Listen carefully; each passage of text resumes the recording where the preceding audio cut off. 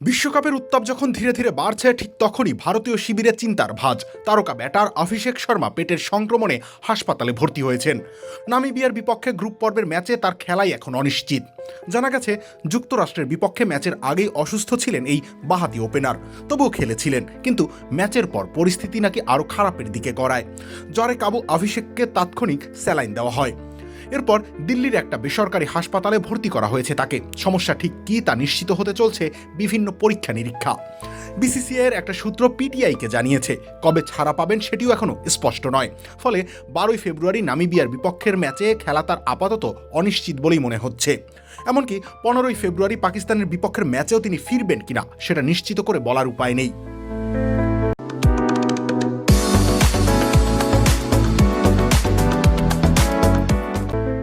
অরুণ জেটলি স্টেডিয়ামে দলের অনুশীলনেও দেখা যায়নি অভিষেককে। যুক্তরাষ্ট্রের বিপক্ষের ম্যাচে তার দিনটাও ছিল বিবর্ণ, গোল্ডেন ডাক। ব্যাট হাতে 0 রানে ফিরে যাওয়ার পর আর মাঠেও নামেননি। ভারতের বোলিং ইনিংসে পুরোটা সময় তার জায়গায় ফিল্ডিং করেছেন সঞ্জু স্যামসন। তবে ভারতীয় শিবির এখনও আশাবাদী।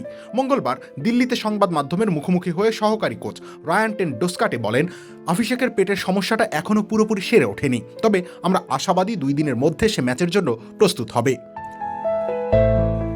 কোচের কণ্ঠে আশার সুর থাকলেও বাস্তবতা বলছে সময় খুব বেশি নেই। এই অনিশ্চয়তার মাঝেই দলে যোগ দিয়েছেন ওয়াশিংটন সুন্দর।